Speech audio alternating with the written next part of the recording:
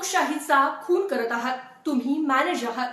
काल दुपारी पंढरपूर नगरपालिकेच्या सभागृहात प्रणिता भालके यांनी निवडणूक निर्णय अधिकाऱ्यांवर अक्षरशः ताशेरे ओढले। पंढरपूरचा निवडणूक आयोग भाजपला मॅनेज आहे, तो भाजपसाठी काम करतो। आम्हाला अजून चिन्ह वाटलं नाही आणि भाजपला तुम्ही प्रचाराची परवानगी दिलीच कशी, अशा वेगवेगळ्या मुद्द्यांवरून प्रणिता भालके यांनी निवडणूक आयोगाचा भोंगळ कारभार उघड करण्याचा प्रयत्न केला। पंढरपूरमध्ये प्रणिता भालके यांना भाजप एवढं का घाबरलंय? निवडणूक आयोगाला हाताशी धरून भाजप पंढरपूरची निवडणूक खरंच मॅनेज करण्याचा प्रयत्न करते का? हेच आपण आजच्या या व्हिडिओच्या माध्यमातून पाहणार आहोत। नमस्कार, मी पूजा आणि तुम्ही पाहताय एबी मराठी न्यूज। महाराष्ट्रात नगरपालिकेच्या निवडणुका जाहीर झाल्यापासूनच पंढरपूरची नगरपालिका चर्चेचा विषय ठरली आहे। प्रणिता भालके यांची उमेदवारी समोर आल्यावरच भाजपसाठी ही निवडणूक जी आहे ती चॅलेंजिंग असेल, आव्हानात्मक असेल असं सर्वसामान्यांमध्ये चर्चा जी आहे ती पाहायला मिळाली। कारण प्रणिता भालके यांचा पंढरपूर शहरात होम टू होम कनेक्ट आहे। प्रणिता भालके यांची पंढरपूर शहरात मोठी क्रेजही आहे। स्वर्गीय भारतनाना भालके यांची सून याहीपेक्षा जास्त विकास कामांचं व्हिजन असणारी महिला अशी त्यांची ओळख आहे। त्यामुळे पंढरपूरमध्ये मोठा जनाधार असलेल्या प्रणिता भालके यांना थांबवण्यासाठी भाजप सर्वोच्च प्रयत्न करताना दिसते। त्यातीलच एक भाग म्हणजे चिन्ह वाटपातील घोळ। तीर्थक्षेत्र विकास आघाडीकडून लढणाऱ्या उमेदवारांना नगराध्यक्ष आणि नगरसेवक पदाच्या उमेदवारासाठी एकच चिन्ह मिळावं अशी भालके यांची मागणी होती। त्यासाठी त्यांनी त्यांच्या उमेदवारी अर्जासोबत तीर्थक्षेत्र विकास आघाडीचा अधिकृत एबी फॉर्मही जोडला होता। मात्र असं असूनही निवडणूक निर्णय अधिकारी आपल्याला नगराध्यक्ष पदासाठी वेगळं व नगरसेवक पदाच्या उमेदवारांसाठी वेगळं चिन्ह देणार असल्याची माहिती भालके यांना समजली व संतापलेले प्रणिता भालके व भगीरथ भालके नगरपालिकेच्या सभागृहात पोहोचले। प्रणिता भालके यांनी खुर्चीवर बसलेल्या निवडणूक निर्णय अधिकारी यांना अनेक प्रश्न विचारले, मात्र समाधानकारक उत्तरं न मिळाल्याने भालके यांचा पारा चढला व त्यांनी निवडणूक आयोग मॅनेज असल्याचा थेट आरोप केला। तेवढ्यात शहरातील भालके यांचे काही समर्थकही नगरपालिकेत जमा झाले। निवडणूक जाहीर झाल्यापासून प्रणिता भालके पंढरपूरच्या नेमक्या प्रश्नांबाबत बोलतायत, पंढरपूरचं व्हिजन मांडतायत। त्या तुलनेत विरोधी उमेदवार श्यामल शिरसट कुठेच दिसत नाहीयेत। भाजपकडून प्रचाराची संपूर्ण धुरा प्रशांत परिचारक हाताळताना दिसत आहेत।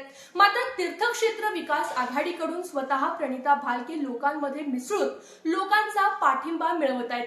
प्रणिता भालके शहरातील रस्ते, खड्डे, धूळ, शिक्षण व्यवस्था, स्वच्छता, ठेकेदारी, आरोग्य, पाणी व इतर विकासाच्या मुद्द्यांवर ही निवडणूक घेऊन जात असल्याने पंढरपूरकरातील कॉमन मॅन मधून त्यांना चांगला पाठिंबा मिळतोय।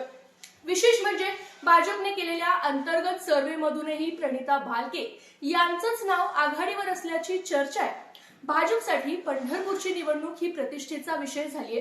परिचारकांच्या ही अस्तित्वाची लढाई आहे।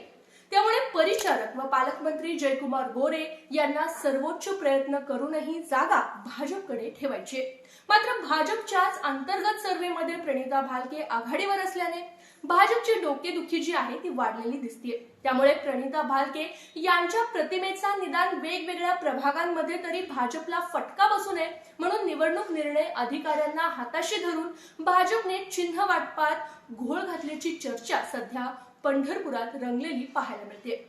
बघा, 2014 साली देशात नरेंद्र मोदी यांची लाट होती। मोदींकडे बघून देशभरातील लोकांनी आपल्या मतदारसंघातील कमळ या चिन्हावर उभा असलेल्या उमेदवारांना मतदान केलं होतं।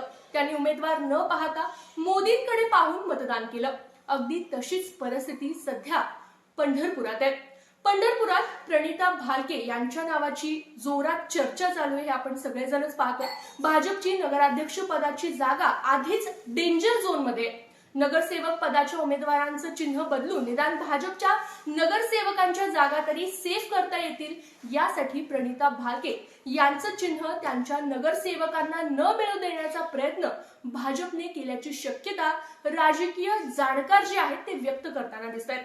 मात्र काल प्रणिता भालके यांनी ज्या पद्धतीने आपल्यावर होत असलेल्या या अन्यायाविरुद्ध आवाज उठवला त्याचा परिणाम म्हणून आज प्रणिता भालके व त्यांच्या नगरसेवक पदाच्या उमेदवारांना एकत्र म्हणजे एकच चिन्ह जे आहे ते दिलं जाणार आहे।